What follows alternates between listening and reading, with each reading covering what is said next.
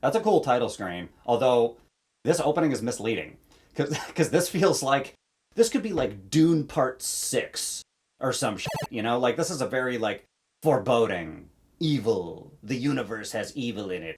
Whereas later on in the movie, you're just like, come on, Dallas, come on, my man, come on, I have no fire. Like this does not fit the vibe of the rest of the movie.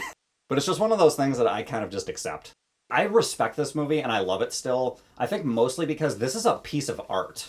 Whereas, like, nowadays, if you watch a Marvel movie, that's kind of a product. Like, they kind of know what they're doing with that. Whereas, like, Inception is like a piece of art. Very rarely do they give a budget to artistic films.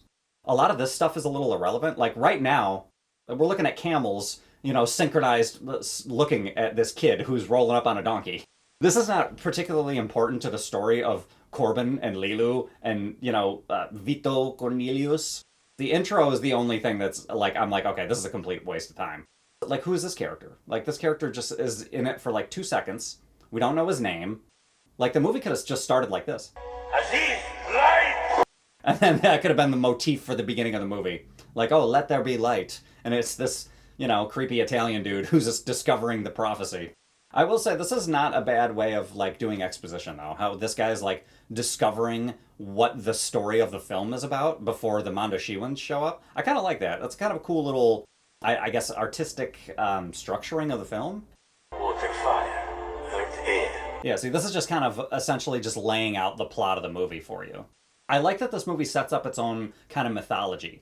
5 elements. It's not part of a religion that we know, you know? It sets up its own thing, and I appreciate that.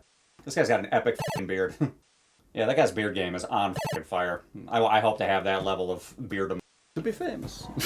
I could quote the shit out of this movie, so get ready for a lot of not great impressions, because I could quote like literally 95% of the lines in this movie.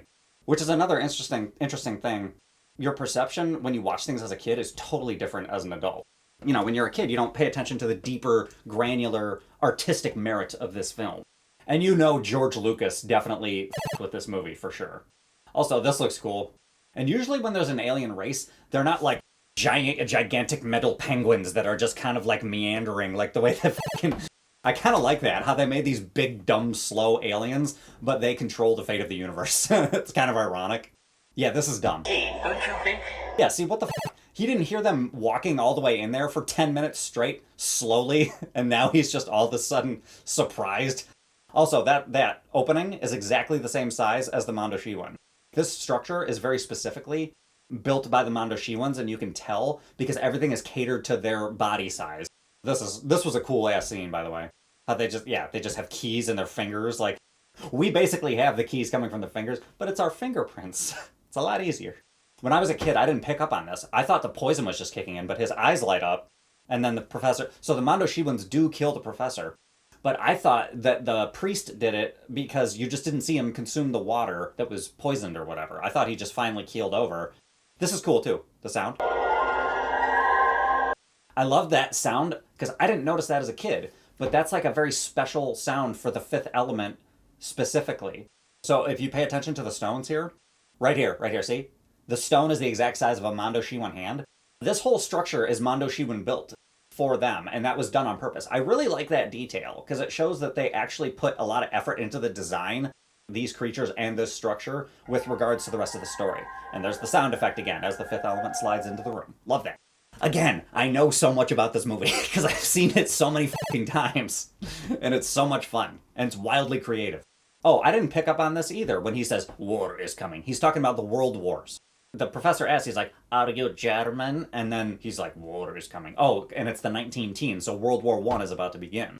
Also, what happens to Billy? Because his character doesn't die. He just kind of, like, stops contributing to the story in a second here. See, yeah, there, he shoots the Mondoshiwan, and then he just falls over. He's not dead. He's just, you don't see him again on screen. He's just gone. So, like, what happened? Hashtag justice for Billy. Also, again, he's just a giant metal penguin. Penguin metal. That needs to be a genre. Oh, that sucks. I love how he can just pull the key out of his finger, though. Oh, this transition is good. Yeah, that's cool. And then it says 300 years later. So they went from that stone carving to the, like, 3D thing as, like, a time jump. But then they were like, oh, hey, in case you're an idiot, 300 years later at the bottom of the screen. In case you couldn't see the visual telegraphing that we just did. They're not treating you like you're stupid. That's a general... producers do that. Like, you can't do a time jump in a movie without some producer being like, but how much time is it? We have to let the audience know because they're stupid. You don't actually need to say exactly what the time jump is, first of all. Second of all, Demanda Shiwan said earlier that in 300 years we will return. That is a great looking shot right there. I love purple shit, so I like the way that looks, you know, because Prince is the man. If you don't like Prince, you can get the fuck out of my country. Oh, this cinematography is good. The president's on the left, the dude's on the right, so it looks like they're having a conversation, but they're thousands of miles away from each other. I like it when, like, the cinematography actually, like, shows you who's talking to each other with the camera, and not just in the script. I have a different theory to offer you, sir. It's a xenomorph and we need to capture it and sell it. Okay, this is a little odd, because Vito Cornelius's religion is clearly the one true religion, because that weapon kills the evil thing. So why do they have the Monsignor, the rabbi, and the Buddha, or the whatever, what are those guys doing in the back? I mean, I understand the visual, because there's 4 of them, and Vito is like the 5th element in this camera shot, so it's like symbolism or whatever. Oh, well, there we go. We're impregnating the big giant evil nut testicle. My name's President Debo, and you can go f*** yourself. That's how I knew Tommy Lister the whole time. I just knew him as the president. So actually, that's not true. I do remember Tommy Lister from Little Nicky. I love that movie. I don't give a shit what anybody thinks. That movie's special. It's so stupid, but it's special. Also, this is like hella illegal what this guy's about to do. I don't, Mr. President. Yeah, he just fires without the president's permission. That's like gotta be a violation of like some either law, treaty, or some type of thing. Like, what the hell is that about? And the president's not even offended. What happened? Yeah, he's just curious as to what happened. I'm about to, sir. Yeah, this guy. Yeah, that general is a douchebag, because he's going above the president's orders. That's so out of line. But whatever. It's for the movie. That guy was in the original Blade Runner. He kills a guy in the beginning. But then Ian Holm was an alien. There's some sci-fi heavy hitters in this movie. The black goo that, like, you know, dribbles down your forehead right there. I know it goes down Zorg's forehead and it doesn't kill him later. I don't know what the exact definition of the oil, the crude oil dripping from their forehead is. I want to know what the exact definition is of that. Also, that sucks. Are you legally only allowed to have 4 cigarettes a day? Or is that a setting that you put on your room? Corbin Dallas is living in quote-unquote squalor. But, like, when he gets up out of his bed, there's a new one underneath it. So they recycle your bed, there's an auto wash in your shower. It really gives credence to the fact that even the poorest people today are living better than the kings of 300 years ago. Because just medical technology. See, look at that right there. There's a new bed. I still prefer your cat to the real thing. Yeah, I didn't realize that was a joke. As a kid, I'm not thinking, like, about sex. I'm just thinking about sci-fi as in cats. I'm like, oh, he would rather have a cat than a woman. No, he would rather have a animal running around than a human one. Now I get Finger's little joke. Also, his name is Finger. What was the reasoning behind that name? This is where we're heading, by the way. How many points you got left on your license? Oh, what, you mean the points that the government's automatically going to take away when it thinks you're breaking the law? That's what we're headed for, people. Watch out, AI's coming to get you. Or rather, the companies that own them are coming to get you. The depressing opening of the movie in space is completely different than this. Gemini Cookie Contest! Oh my god, come in, man! This movie's very versatile. Also this. This guy kind of sucks, but he does it on purpose so well. I love this character. He's in it for 2 minutes, but who cares? It leaves such an impression. Good thing for me it's not loaded. And this is a great display of Corbin's character. This scene is totally relevant. How did he do? This guy is great. This character actor is amazing. Oh, this is great. Give me the cash! Yeah. Give me the cash! Yeah, this guy's great. That's a great screenshot right there. With Bruce Willis holding the pistol to the side. How many people do you think went to the range and like held it like that after this? Very nice ad. Oh, this dance. How is this dance not a TikTok thing now? Look at this. Yeah, what the is that? That's gotta be a thing on TikTok, like by like next week. Just like this crazy tweaker dance from Fifth Element. Corbin Dallas is like the kind of the healthy masculine center of the film. Zorg is like a greedy, power-hungry, like asshole. The president is like is too reliant on ceremony. He's too formal. He slows himself down by being formal. And the priest and David slow themselves down by being clumsy. Chris Tucker's character is like this effeminate metrosexual. He is the definition of sneaky f***er. And if you've never heard that term, that is a medical term. Look it up. That sneaky f***er. That is what Chris Tucker's character is in this movie. Except he's like wildly famous, so I don't know how sneaky it is, but you get what I'm saying. If you know what I mean, then you know. And then Lilu in the movie is this epitome of love. Like the fifth element is the embodiment of emotional devotion to somebody. That in and of itself is perfect, even if she is still vulnerable. It's really interesting, the kind of weird gender dynamics that they introduce in here. It's more mythological than it is anecdotal, to me. And is that how space is going to look when we've perfected space travel and AI's got us all, whatever? Are we going to have little space buoys like that? Like they're just floating in the water, but it's not really water because it's space? Oh, Gary Oldman's so good. I wish Gary Oldman didn't, like, despise this movie because he basically had to, like, sing for money for another movie he was making. I wish he looked for more as fondly on his character as I do. We owe them an explanation. Okay, as flawed as the president is, at least he's, like, checks and balances. He's, like, a form of order for the human race. So at least he has some utility to him. Also, again, are we going to be able to, like, find people that survived a wreckage, like, living cells in their arms and recreate them at some point? Oh, look at this. This is wacky. A black light before they go into this room? Like, what is the function of that? Exactly. There is no function. It just looks cool for the movie. And also, I love how they just used a bunch of golden tinfoil, and that's just the set. And you just see it later when Lilu dives through it. That's hilarious to me. They spent like $90 million in 1997 money. This is crazy. Okay, I feel like we might be able to regrow bones and stuff like this in the future, but I don't know if it's going to take like 2 seconds like this. This is such an inventive scene. I like this a lot. It's weird as but who cares? Any wild new ideas are going to be weird, but some of them are going to make so much sense that you never knew how much sense an idea could make. Also, one other selling point to this movie is it's one of the few PG-13 movies where you get to see boobies. This, Titanic, and like a couple other ones. I can't remember. We've all seen Desperado, right? Also, I like that the whole thermal bandages thing, I like that that was kind of Milla Jovovich's idea. They were trying to come up with a design that was function over fashion or whatever, and it was her idea, like, oh, what do you put on people in a hospital? Bandages. Very specifically placed bandages. Jean-Paul Gaultier, he did all the design work. She inceptioned the idea into his head, and then it became like this iconic outfit. This and the one where she's got like the orange straps on. Those are like so popular. Also, this is cool. I like that she like freaks out a little bit, because the last thing that being, I guess, remembered was exploding in the Mondoshiwan ship. Like, oh, I just had amnesia. Where are we? What? And I like that this language is on purpose. Yeah, like they wrote that language out. Milla Jovovich and Luc Besson were speaking that language to each other at one point. Luc Besson's wife is in the movie as he's divorcing her and getting with Milla Jovovich. That's another little piece of lore that is a little weird about the movie. This is great, how she like turns into a predator, and you hear animal noises for a second, like she's gurring at him. That's hilarious to me. Oh, here we go. Here you're gonna see the flaws in the set. And tinfoil. I like that it was on purpose though.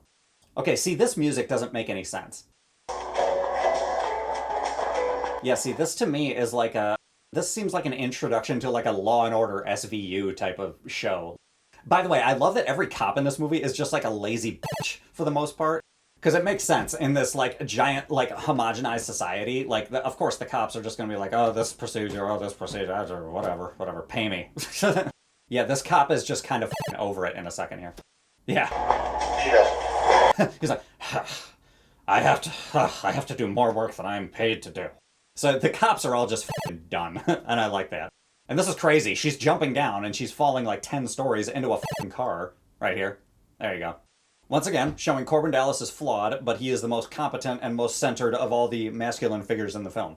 Because despite the fact that somebody just crashed into his car, he still, he managed to pull it off, and he pulls over properly. Oh, this music is good, though, because they're just meeting each other for the first time, and it's like, oh, this sense of wonder. And she's a little scared, but he's like checking on her.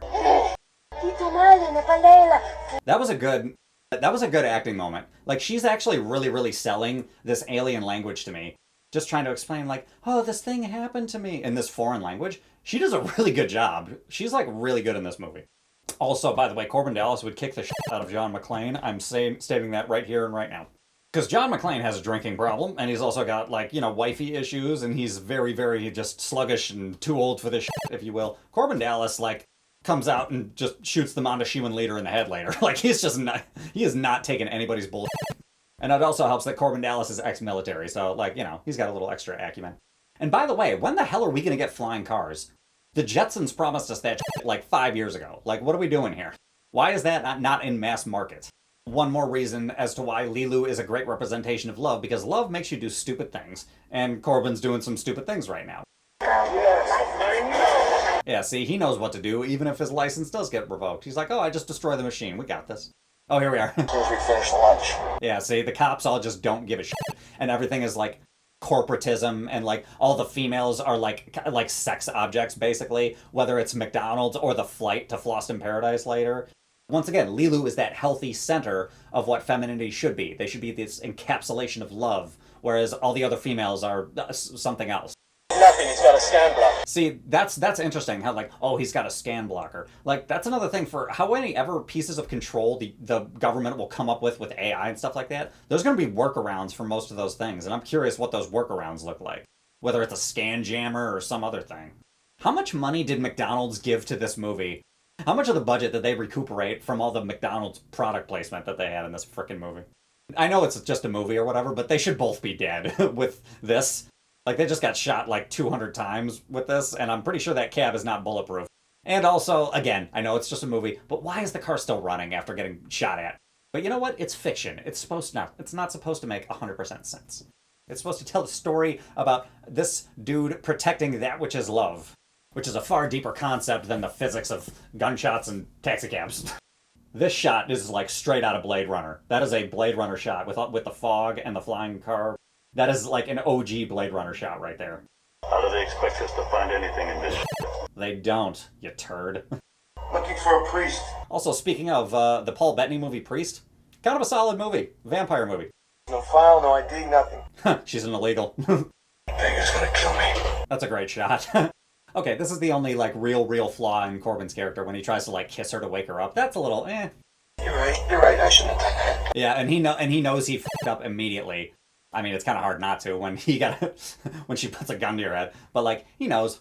That's the good thing about his character. His character does learn his lesson. Also, fun fact, that orange tank top that he's wearing, if Gary Oldman can be trusted, and I do trust Gary Oldman, he said that Bruce hated that thing. Just kidding. Okay, see, I like that. See, she's got a gun pointed at him, and he's still just like, like, he's still playing around with her. Like, he's so confident in every situation, even when he's had so many guns pointed at him that he's like not affected by it. I love that Milla Jovovich is so synonymous with the name Lilu that you don't know it from anything else. Like, Lilu is such a specific name, and I don't know anybody who like named their kids that. It's very singular to this movie. But you gotta respect the longevity of what this film accomplished, because it's still somewhat relevant, you know? I think. Maybe I'm just saying that because I saw this movie a lot as a kid, I don't know. And never without my permission. That's what I thought, yeah. You shouldn't have kissed her. Yeah, see, at least he feels some humility, he feels some shame when he does something wrong, you know, so it leaves room for him to improve as a character. Car's running fine, purring like a kitten. Who the hell compares a car to a kitten, for Christ's sake? Okay, Luc Besson likes to do this a lot as a director. Whenever a character is, like, falling in love or has a crush on somebody, they always fall back onto a bed and they're, like, talking about it. It's so weird to listen to Bruce Willis as, like, a romantic lead kind of thing. To me. Maybe it's just because I'm so used to seeing the Die Hard movies. And by the way, Die Hard 3 is arguably the best Die Hard movie. You can fight me on that one. This is funny. How she just starts reading about this and all of a sudden she can kick everybody's ass later. I love that. Not only is she the supreme being of love, but she's highly adaptive, too. Oh, look, on the right, it's Billy Kimber, for all the Peaky Blinders nerds out there. The guy who plays David is actually the dude who plays Billy Kimber. You know, the guy who talks like this, I think he's mostly in the first and second season, but I don't think he does more than that. And that is a wig. Which kind of makes sense. I actually forgot about that. Her hair was, like, falling out because they were dyeing it so much, so she kind of had to wear a wig. Kind of sucks. Oh, this is great. Again, I wish Gary Oldman looked back as fondly on this film as I do. Also, these costumes are just out of control. They're great, but they're just so wacky and wild. Yeah, look at that. Plastic on his head. This is such a singular movie. It's for Lisa Kramer. Oh, look, Billy Kimber is back. As I trip over myself. He is really good in the movie, though. I should give him some credit. He is pretty good at being a clumsy little, like, loser who still gets things done. No, thank God. And I like that she's speaking, like, multiple different languages, like, kind of coerced into one. Like, it's a root language, almost. I find it very odd that the Mangalores, they could do so many more things in this movie with their shape-shifting abilities. Inquiry. Go ahead. Gary Oldman's accent in this movie is so ridiculous, but it's so weird and singular that it just fucking works. But also, once again, I was a kid when I saw this, so maybe I'm just so used to it that I can't imagine any other thing. I don't know what people actually think of this movie. I feel like most people like it, but there's a select few that despise this movie for obvious reasons. 300 with the replay button. I don't know if you could tell by the sound of my accent, but I grew up in the deep south where we used to blow things up randomly in our backyards. Very shortly before this corporation, the Zorg Corporation, was formed, I was out there with the Blue Collar Comedy Tour. My favorite. My favorite. That's about all the emotion he has up until he screams at them later. If they made an Amazon or Netflix show or something where it was just called Zorg and it was just how he made the corporation and him being an asshole, I would totally watch that. Someone that they could trust. I love how the Guardians, they gave it to someone they could trust. It turns out to be this gigantic alien, like, opera singer. I don't hate the choice. It's so odd, though. It's just such a wild and out there concept. The angel constellation. Oh, look at her. The way that she looked at her hand right there, rediscovering the world as she's like this supreme being. It's really, really interesting. She can still count! Okay, all of these guys look like intergalactic bouncers at like some crappy nightclub in a Star Wars movie. They're all wearing like special Jean-Paul Gaultier Under Armour. Too narrow-minded, no subtly. This is great. This performance is amazing. It shows all of his character motivations. I guess they're not dyed-in-the-wool killers, if you will. That was a great shot, too. When it just explodes and Zorg's just like... Bring me the priest. Yeah, that's great. Yeah, love it. I'm gonna blow up some aliens and then I'll go gather a clergyman. Okay, why are those makeup boxes not a real thing at this point? Weddings? That was good. I love that line. Emmanuel Zorg. I like that he has a ridiculous name, because of course he would. He's such a pompous douche, why would he not have like 4 names? I remember you now. You're Sid Vicious in that one film. Okay, his secretary is low-key hot as hell too, by the way. This is great. I mean, it's not good, but like this is a great examination of like how his character like thinks and functions. Like he's a pure utilitarian with his own ends in mind first. If I destroy this building with all these important things in it, then I will also employ all of these construction workers to rebuild. Like, it's such a psychotic way of thinking. Little teeny-weeny children of their own, so... Little teeny-weeny children of their own. It's so good, man. He thinks that it can be boiled down that simply, when life is so much more complicated. Also, this is good. He does a good job of pretending to be a choking dude. This is great how just because he has this big thing doesn't mean it can't all come crashing down, and the priest kind of explains that with the cherry analogy. One little Chevy. That's so great. And then one slap on the back. But if he didn't get that slap on the back, then everything he worked for would have been gone. Despite how much power something has, that doesn't mean it's not easily destroyed. Oh, this is funny. They literally just pick him up. His feet aren't even touching the ground. Also, this is hilarious. There's literally a bug with an audio bug on top of a bug. It's like bugception right now. I don't know if that's a good thing or a bad thing, but it certainly makes the movie seem more timeless. Because it's like both definitions of what a bug is right there. Oh, this is great. Because like, what did you think was going to happen? There's a big cockroach on the table where the president's getting a briefing. What do you think was going to happen? Also, this is good too. This movie has a lot of, it had some Western religion representation. Now they got some Eastern religions kind of brought up, and he's got a little bit of a Taoist energy to him. I really like that. See good and bad, I like. Come on, this is good news, and... You are fired! Yeah. I can't punch my number. Oh, and here's another example of why Corbin is like the healthy center. Because he puts up with whatever crap comes out of his mom's mouth, and he still takes her calls. He's still a dutiful son, even if he's just like, oh, Jesus Christ, Ma. Like, why? I love that, too. How everybody's got a flying car, and he has, like, a ship, like a floating barge, almost, like, that goes with his brand of food that he sells. I love that. Oh, that's great, right there. Telegraphing, he's only got one match left. It tells you that early in the movie. That's smart. Smart writing. Oh, this is great. It just breaks the light. Just... boink. Oh, here's another example. Femininity who's, like, purpose-built only, and she's, like, kind of dutiful. She's, like, not there for any other reason. She's just like, I do as I'm told. I'm an automaton. With no personality. She's like a robot. This is where the movie gets a little bit less serious for me too, though, because it gets a little more slapsticky as the movie goes on. Vito, he gets stuck in the bed or whatever, and then you got Chris Tucker's wild-ass character, and then just the movie, just the insanity just ramps up after this. People lie. God, she's cute.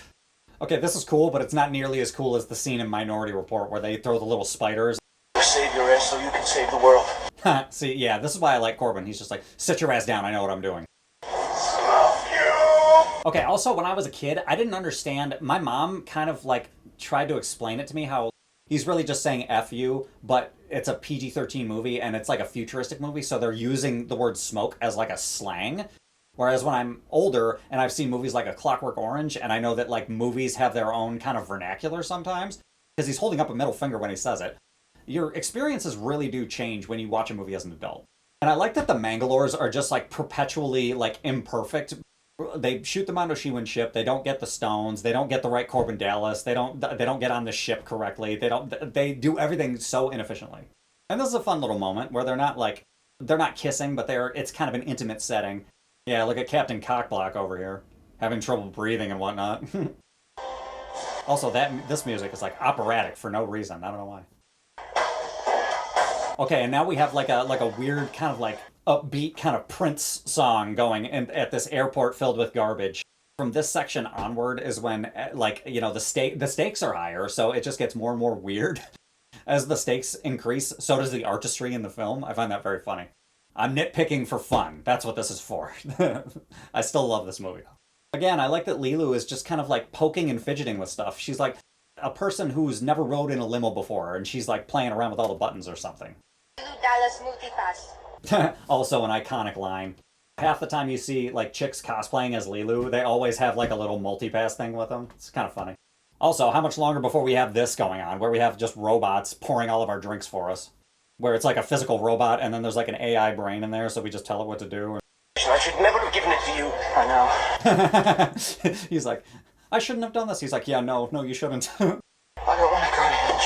Okay, I like that David's character is just like a crybaby little bitch, too, on top of being clumsy. Okay, this is a nice touch, how like some of them don't have control over their metamorphosis capabilities. Like, yeah, look at that silly-ass face. It looks like Bilbo turning into like half Gollum face in Fellowship of the Ring a little bit.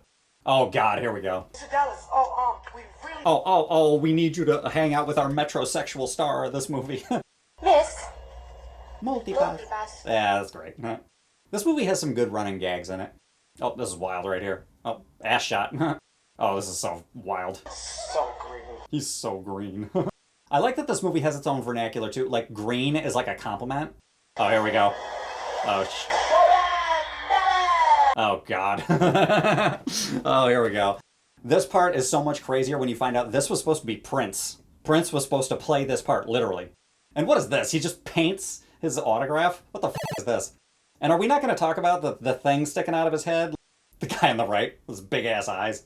And he just smacks her off the side. The movie's so much more slapstick when he's in the movie. Another reason why Corbin Dallas rules is because he stays consistent throughout the entire movie, whereas Chris Tucker turns into a bitch whenever Corbin is in the room and like chokes him out and says, hey, act right. Whereas Corbin is just Corbin throughout the entire movie. Yeah, it also sucks. Chris Tucker, I don't think he could sit down in that outfit. Also, I like Chris Tucker, but he has like the most manic Robin Williams energy. Like, I'm surprised neither, like the two of them didn't go into a movie. It would have been the craziest, like, cocaine-fueled thing you'd ever seen. Okay, this is hilarious. Yeah, his little posse is just like, oh my God, you're the greatest, oh my God. Oh, this walk here is ridiculous. Just, what the fuck? What the hell? His eyes are gigantic, by the way. I noticed that in Rush Hour, too. Oh God, look at his head. It's shaking. Super green. That's my favorite line that Chris Tucker has in the movie. It's just, super green. This is how the future's going to be also, everybody. The second you have a complaint at a corporation, all of a sudden you're going to have these little security gun things pop out of nowhere. Like, that's how corporations are going to protect their profits in the future. Look at those super hot outfits. Again, Jean-Paul Gaultier did so much work on this movie. I don't know how much heavy lifting he did, but he did do a lot of designs for this movie. It's kind of crazy. I am Alice from Resident Evil. Also, this is great. He's ready, Captain. Mr. Rod. What? He's such a whiny person even in the bedroom. This shenanigans, like, what is this? Like, it's kind of funny, and it's kind of charming, and it's kind of cool. But, like, why? Why are we listening to Jamaican music, multicolored rats that we have up in here? This is not relevant to the story of Corbin and Lilu, but, like, it still makes this movie, like, its own thing. Also, Ruby's hair, again. Yeah, look, it's Mouse from The Matrix. It's not literally him, but you know what I mean. Looks like him. Oh, there we go. Okay, I do like that in the movie. Anytime there's like an explosion, there's an explosion somewhere else. Anytime there's tension somewhere else. There's a lot of like juxtaposing like story beats that are happening like simultaneously, and that looks amazing. Visually, this movie is a very, very singular movie in a lot of ways. It definitely was at the time that it came out. And yeah, that looks cool. Like the evil ball has like radio wave things on it. Maybe he wants to make a call. Okay, I love that dorky character is just like, well, maybe it wants to do this silly little thing. But he turns out to be right. That dorky scientist turns out to be right about most things in the movie, I think. Mr. Shadow on the line. Okay, Mr. Shadow is clearly the evil ball thing, but like, what level of sentience is that evil ball capable of, and what did he promise Zorg? He's like, I'm going to destroy the world, and then you can keep it with your corporate bullshit, even though there's nobody to consume your products. Like, what is Zorg's motivation for the evil ball? Like, what is his end game? Like, what happens? I like that he sounds weak for the first time in the movie right there. He's like, where are you? That voice is harrowing as f***, by the way. Like, weirdly enough, it didn't scare me as a kid, but like, I knew that whatever voice that was the bad guy. The ultimate evil in this movie isn't like a villain or a bad guy necessarily, but it's still technically a character. You know, the closest thing to a bad guy we get is Zorg. You know, that's like a tangible bad guy. It's interesting. Also, Zorg and Corbin don't meet throughout the entire movie. Very odd movie where the protagonist and the antagonist don't meet. Is that chocolate? Is that Hershey's chocolate dribbling from his head in real life? And it's supposed to be crude oil in the movie? Like, I want to know. Lost the signal. What you got on my drink? Those special effects look interesting. It doesn't look real, but it doesn't look like computer-generated images. That looks good. That looks pretty good. And when it comes to CGI type stuff, me personally, I don't know about other people, I'm not too picky about it because as long as you can discern exactly what it is, like, I'm kind of cool with it. Like the bad CGI of The Rock in The Mummy Returns. I don't like it, and I don't like looking at it, but I know what it is, and it's enough for me to move the story forward. Lost in Paradise is just like another Hawaii. That's all it is. That is a great looking set, though. Next to Ruby Rod. I like that. Anytime you hear Ruby Rod's name, Bruce Willis's character is just like, the f*** is this? What are we doing right now? And what is that blue thing on the bottom? That's not supposed to be a bear. That's supposed to be some... That's great. Like, that's great. You'd have to imagine there'd be like some type of bear rug somewhere, but there's also aliens in this universe, so of course they would make it like a blue alien rug. Also, this guy, Something About Mary guy over here. He was typecast as like a lot of b***y characters in the 90s. Okay, can the diva like talk to people telepathically? Because you're hearing kind of a ding in the background, and that's kind of what it feels like. Because she knows Lilu is back there. Yeah, it looks like she's talking into a speaker, but she's actually just talking to Lilu, who's around the corner, but you just can't see her. And she's just giving her instructions. Yeah, she was just talking to Lilu. I thought she was talking into a radio and like Lilu was overhearing it or something. When I was a kid, I didn't get it, but now I'm like, okay, I see what's happening. 108! Okay, does that guy have to yell? Why does Tommy Lister look like confused? Like, are these things going to explode? Also, I like that line. His character is super silly, but like the way he delivered that blah blah blah una, like for some reason that sounded cool. I don't know why. Oh, this is great. What the hell is this character doing in the movie? And who's dressed like a French like aristocracy person from the 1500s? It's so weird. Best line in the movie right there. Because it just pisses off Chris Tucker. God, his energy is just so like all over the place. Wow, that voice did not match the mouth at all. That was weird. Oh, fun fact about this. That's actually Luc Besson's wife in like a mountain of makeup and a blue alien suit. And the thing about this like vocal performance, it's very artificial because the lady that performed it, she couldn't actually perform the song as it was written, so they had to record little sections of it and then splice it together later. And then later, oh look, it's Queen Amidala's cousin on the right. There's no way George Lucas didn't see this and think, oh, I gotta make another Star Wars. At some point, somebody did do this song that the diva did, but it was like some kid on like America's Got Talent or something. That's amazing. How like nobody could perform this at the time, but it became possible. And it's also really weird. There's a parallel between the diva and Lilu in a minute here. Luc Besson's ex-wife, as they were making this, they were still married, and he was kind of linking up with Mila Jovovich, who he got married to for a couple years after this. How like his ex-wife and his future wife are like passing the torch in this scene. It's really kind of weird. I also don't like opera scenes in movies, but this is one of the few ones where it actually works very, very well. And I like that the diva's performance is like operatically showing the like stakes getting higher in the scene.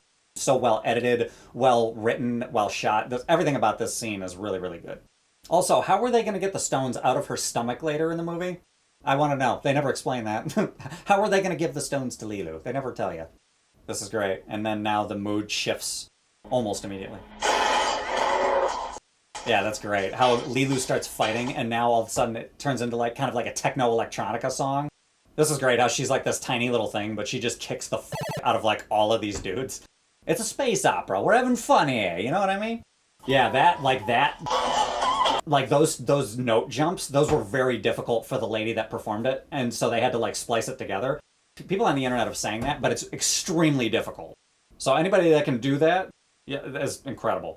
Yeah, this is a little bit silly, but it's fun, you know. She hits one in the face and then yeah, that's great. That's so great. That's so well telegraphed. But again, weird because it has Luc Besson's ex-wife and his soon-to-be future wife. It's a weird, like, beautiful passing of the torch, but in like a weird way. Also, that outfit is so iconic. Lilu's like kind of orange strap outfit. You see that everywhere. Also, this is badass the way they do this. And she's just bloop. And why does Zorg give a shit? You know what would be better right now? If he stopped shooting at Lilu and he checked the thing to see if the stones were actually in the container. Also, did they shoot her or does her stomach just explode? It looked like it exploded. It looked like a controlled demolition. Yeah, right there. In her stomach. That's a perfect X in her stomach. Did that explosion happen on purpose so that Corbin could get to the stones quicker? Or did she just get shot? I love how he can just figure out who it is based on this. And they stink. Bangalore. Yeah, he just knows. They stink, those Mangalores. Super racist military officers. Okay, why did he take off without checking the thing? Come on. Come on, my man. Chris Tucker talks so unbelievably fast. I can only aspire to that level of speed. That's great. Just one quick arm movement and he just flips over that Mangalore. Ew, look at that. Blue alien blood. Oh, that's a great shot. And of course that would happen. Things will be okay. Yes, 100%. Chris Tucker's eyeballs are gigantic. I know my man. He'll calm things down. Yeah, he will. Yeah, see, Corbin Dallas is a dead shot. He just like 10 shots, 10 dead, 10 dead. Yeah. And every time something crazy happens, he's like, okay, and then he just gets moving. He just accepts it, and then he just runs. And he accepts life as it is, and then he deals with it the best way that he possibly can. In this case, it's jumping off of a balcony. Also, very lucky that they aimed for the right side of the bar instead of the left side, where Corbin was hiding. And they fire the other missile in the exact same spot. They don't hit the other side of the bar. And they're terrible shots. These guys are like stormtroopers on crack. Yeah, his guy is in the back. His blonde, like, friend is in the back. Like, why doesn't he just get him to get the gun for him? Thanks, Ray. And alley-oop. There we go. And then conveniently, the Mangalore just happens to shoot and kill all the other Mangalores so conveniently for the characters. It's for the movie. It's whatever. We're having fun. Also, this is ridiculous. Why didn't he just tell Ruby to, like, drop through the hole? Oh, this part is so f***ing cool. I mean, it's just a big explosion, but so what? It works. It's fun. This right here. Yep, this is the largest, if I remember correctly, this is the largest indoor explosion made for a film ever up until that time, back in, like, 97. Yeah, that is all real. That is 100% real. And so is Chris Tucker's stupid-ass scream. Yeah, look at that. That's great. And they only had one chance to do it. That's great. Yeah, see, Corbin never misses. Corbin Dallas never misses a shot. John McClane misses shots. Oh, this is the most badass scene in the movie right here. Like it was nothing. He just rolls in. Anybody else want to negotiate? Ah, hell yeah. I wonder. He basically just accomplished the mission. He got the stones. What is the president so ass mad about? Chris Tucker's character in this movie is so manic, it's great. I like that he just sees a hand on a camera and he's just like, oh, I know exactly what that is. And of course, Chris Tucker rolls in flamboyantly as shit. I don't know how to do this, so we need to evacuate. That's a great shot. And that too. Oh, this is important right here, right here. Zorg and Corbin almost meet, but they don't ever actually meet. That's the closest they ever come throughout the entire movie, is right there in Floston. It's really interesting that the main antagonist and the main protagonist, they never see each other's faces. Although technically Bruce Willis works for the Zorg Corporation, maybe the metaphor for that is that evil exists even if you can't see it directly. Also, what is up with this? So he's stopping a bomb that he set with his little card thingy, but then what is this other little bomb thing? Yeah, so they just randomly have another bomb and he just randomly happens to set it to 5 seconds, which is what he made that stop at? Yeah, that's weird. They didn't coordinate that. That looks pretty dope. Even though I don't think explosions happen like that in space, but so what? It's a movie. Whatever, we're using movie science, who cares? Chris Tucker's hair in this movie, I swear. Yeah, I love how he is so narcissistically, that's the best show I ever did, as if nobody else saved the day. Human touch. Yes, we do. That is a fact. Some things we make are nice, you know, like this movie, for example. Some very good words indeed. What, you mean like vagina? Very nice, how much?